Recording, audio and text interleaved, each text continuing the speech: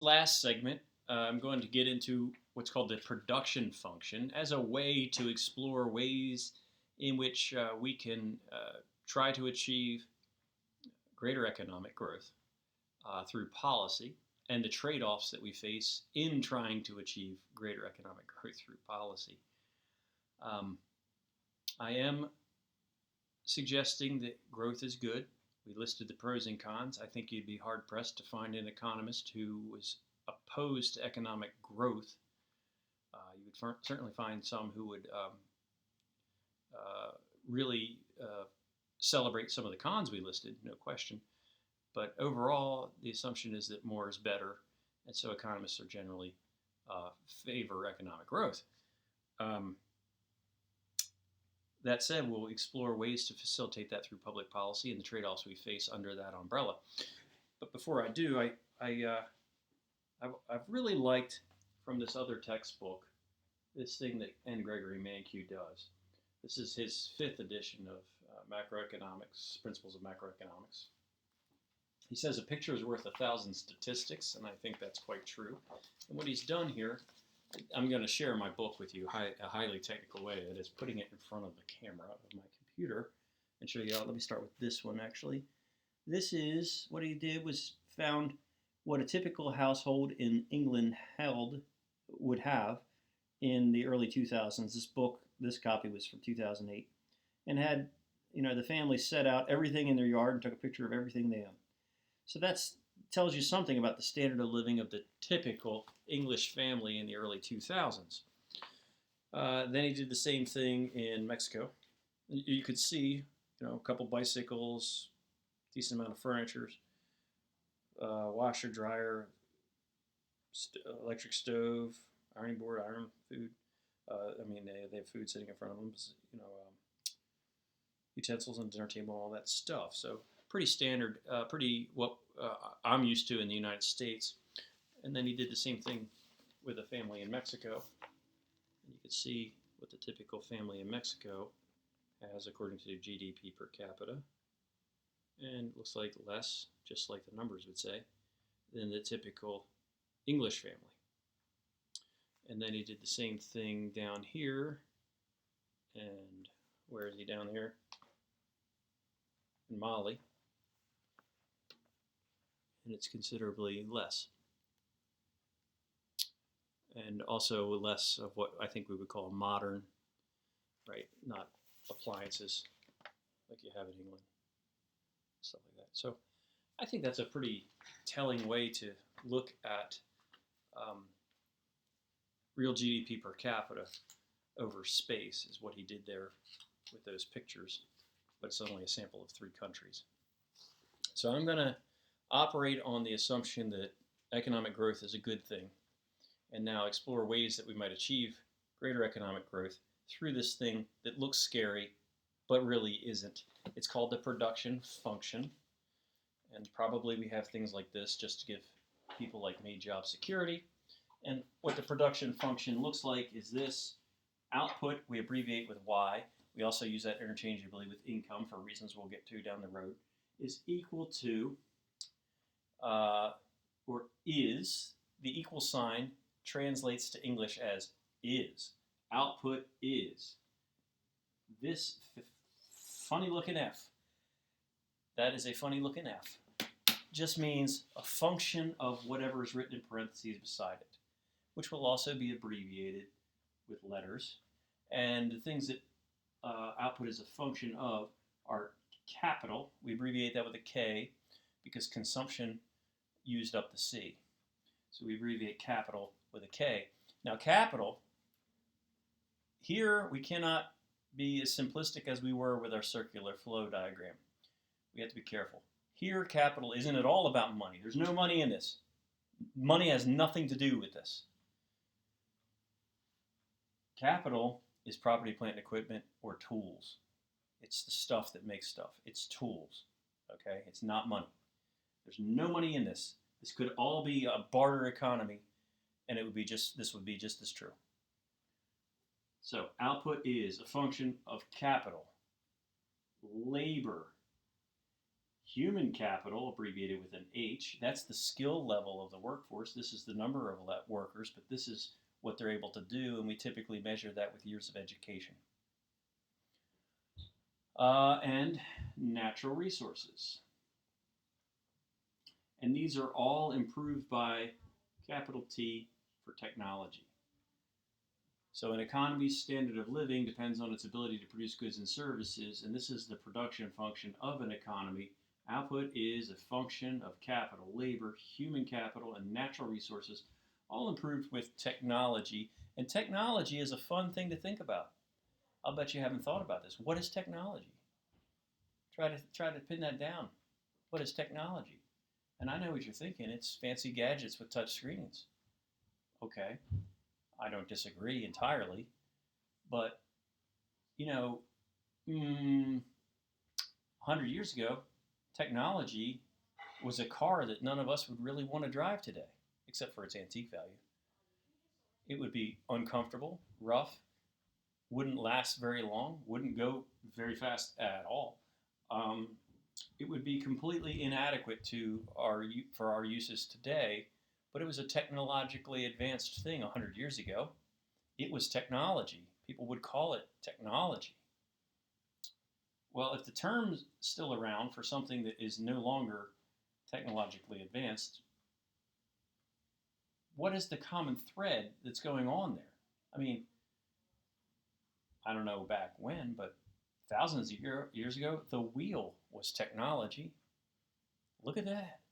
That thing rolls. They figured out how to move that rock on those sticks and that round thing. Oh my goodness. Blown away. Technology. Right? I mean, it's so.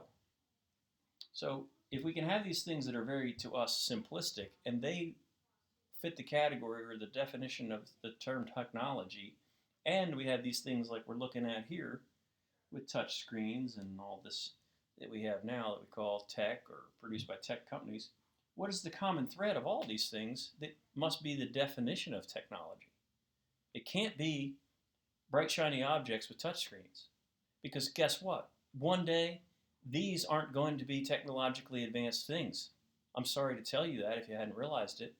The things that we think are advanced today, one day are going to be ho-hum, and people are going to actually snicker at people who still have those things. Oh yes, it will happen. So what's the common thread that defines technology? Technology must be the knowledge of how to do something. It's not a thing at all. It's the knowledge of how to do something.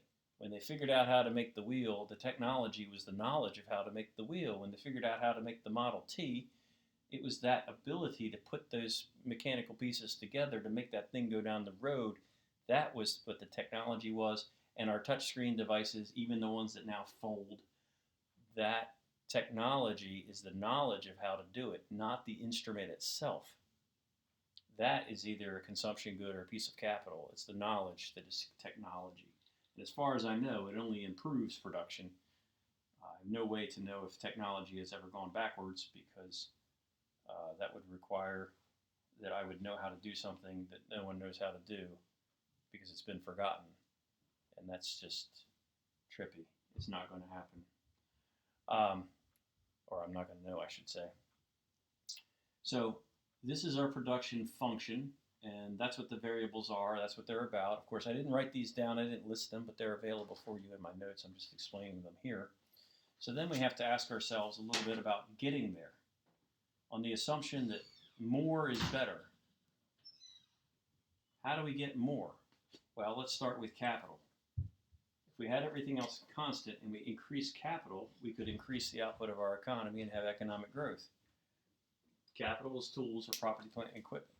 What kind of things lead to greater production of capital? Why would people want to invest in tools or invest themselves in tools?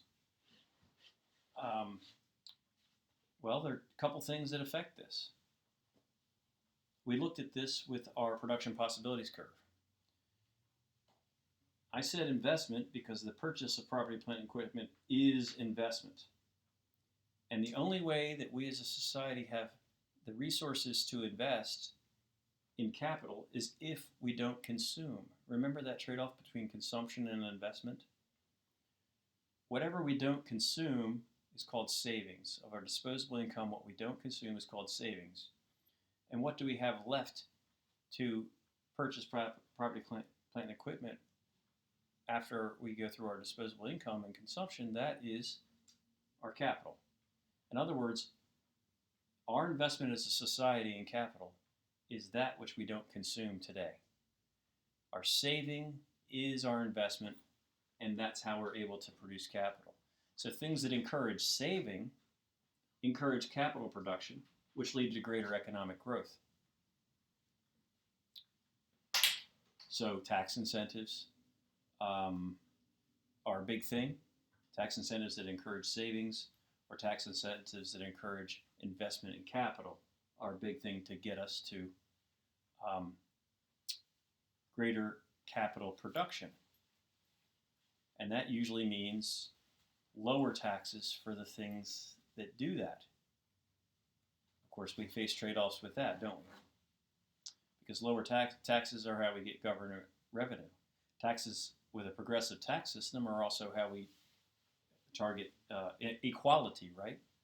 So we're talking about, to get greater capital production, we're talking about lowering taxes for the production of capital. Well, who is able to save, rich people or poor people? You see the answer to that. So we face trade-offs, but that's what we're discussing, is the trade-offs. So that's capital. Now, human capital, that should be fun. That's what you're doing by suffering through these videos right now, is investing your time in producing human capital for yourself.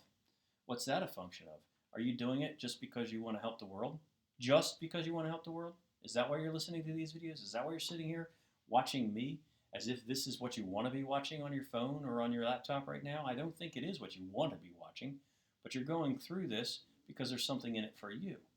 So investments in human capital by individuals, they're a function of incentives too. You're doing it because you want to be better off one day.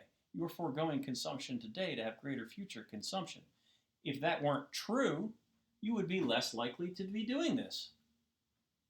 So this is a function of incentives as well. And that could be taxes. The income that you'll get when you start working, the more of it you get to keep, the more excited you are to be setting aside your time and doing this today. So it could be your taxes, tax rates on your income in the future. It could be your costs of doing it today, because you are investing your time in this. Your opportunity cost is what you're giving up, but you're also giving up tuition. So lower tuition might encourage greater human capital. But that requires somebody to pay that tuition, which usually we're referring to government. So that requires higher taxes somewhere. So do you take it from the rich to pay for the tuition to get greater human capital? That would decrease capital. You see the trade-off there? If you say, well, we're going to punish people for investing financially in capital so that we can raise human capital, well, that might increase this, but it decreases that. The effect here might be neutral. Trade-offs. That's all I'm exploring here. Next one that's fun to think about in terms of L is health. L is a function of tax incentives or financial incentives, right? People wanting to work, being incentivized to work. The more of your income you bring home, the more incentivized you are to work. That's a tax incentive structure. But a fun one to think of is people's health, right? Being able to work is one thing. So that's an argument for some kind of a healthcare system, is to raise the ability of people to work or to study, you could say, to raise output. Of course, that has to be paid for somehow as well. And since the amount that you'll get to come home with through your working years affects how much you're going to invest in human capital as an individual today, decreasing that decreases this. Decreasing the incentive to produce capital decreases this. That's also a trade-off we've explored. So if we raise taxes to pay for healthcare, we might lose some of what we're trying to gain. So it's always a balancing act in how to approach these things with policy instruments. Another thing that affects a number of these variables is private property rights, right? Because the idea of making more money is so you can buy things for yourself. That's what it's about. That's why it's an incentive. But if you buy things for other people and not for yourself, that's not your private property and it's not as strong of an incentive. So private property rights tend to encourage individual investment either in financial instruments, which lead to capital expenditure, working more, or investing in one's education. If you get to have your own private property, it tends that people want to do those things more. But there are trade-offs there that we've looked at a bit with externalities and things like that as well.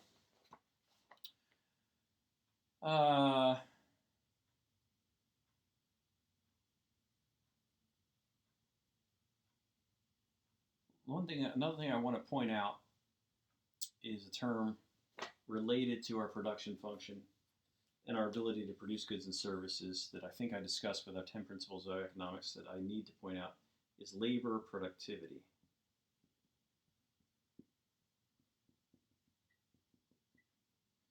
Labor productivity is worker output per hour. So holding constant the number of hours we work, if the labor force is more skilled, they'll have greater labor productivity, all else held constant. If they have more tools available to them, they'll have greater labor productivity, all else held constant. I haven't mentioned anything over here about natural resources. If more natural resources are available to the labor force, they'll have greater labor productivity, all else held constant as well. Of course, on the subject of N, we know we face environmental trade-offs by exploiting our natural resources, don't we? So we can increase output through greater labor productivity by having greater natural resources or harvesting greater natural resources because the workers can do more. That increases growth, but we know we face trade-offs with that too. So I think the neat takeaway of this kind of a discussion is that the easy decisions have really all been made. We face trade-offs, and there tends to be a balancing act. In order to increase output through any one of these tools, we tend to face trade-offs in the other tools, or somewhere in the things that we've discussed along the way, we tend to face greater trade-offs among those things. So that's the production function, and I've tried to use it a little bit to talk about some incentives and things that we can try to do and the trade-offs we face in trying to do those things to increase our country's economic growth. I hope it was a little bit interesting. That's my aim, and hopefully it gets you thinking a little bit about these things.